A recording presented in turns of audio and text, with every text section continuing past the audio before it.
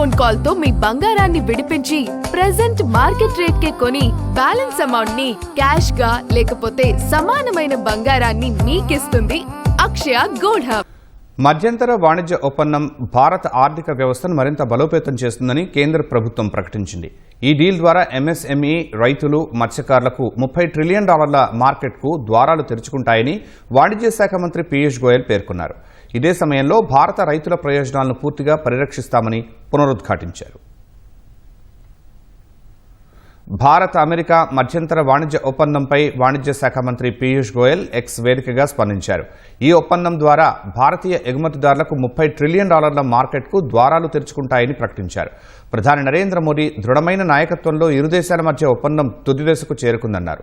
ఈ ఒప్పందం భారత ఆర్థిక వ్యవస్థను మరింత బలోపేతం చేస్తుందని విశ్వాసం వ్యక్తం చేశారు. ఎంఎస్ఎంఈలు, రైతులు, మత్స్యకారులకు ఎంతగానో ప్రయోజనం చేకూరుస్తుందని వివరించారు. ఎగుమతుల పెరుగుదలతో భారతీయ మహిళలు, యువతకు లక్షలాది కొత్త ఉద్యోగావకాశాలు లభిస్తాయన్నారు.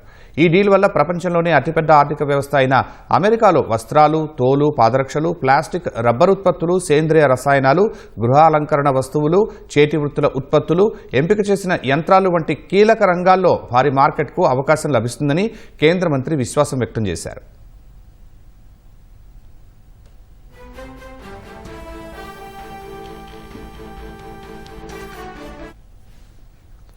జనరిక్ ఫార్మాస్యూటికల్స్, రత్నాలు, వజ్రాలు, విమాన భాగాలు వంటి విస్తృత శ్రేణి వస్తువులపై సుంకాలు 0కి తగ్గుతాయని కేంద్ర మంత్రి చెప్పారు.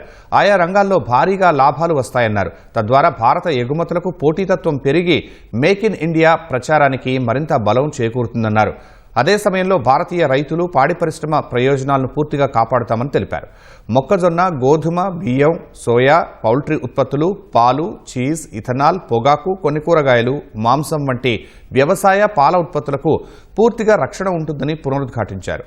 రైతుల ప్రయోజనాలు కాపాడటానికి, గ్రామీణ జీవనోపాధిని నిలబెట్టే విషయంలో భారత్ నిబద్ధతను ఈ ఒప్పందం ప్రతిబింబిస్తుందని పేర్కొన్నారు.